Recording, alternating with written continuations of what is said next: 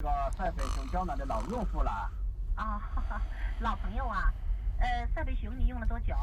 我现在用了这个2个疗程，马上快用完了，自己感觉这个效果确实还挺不错的。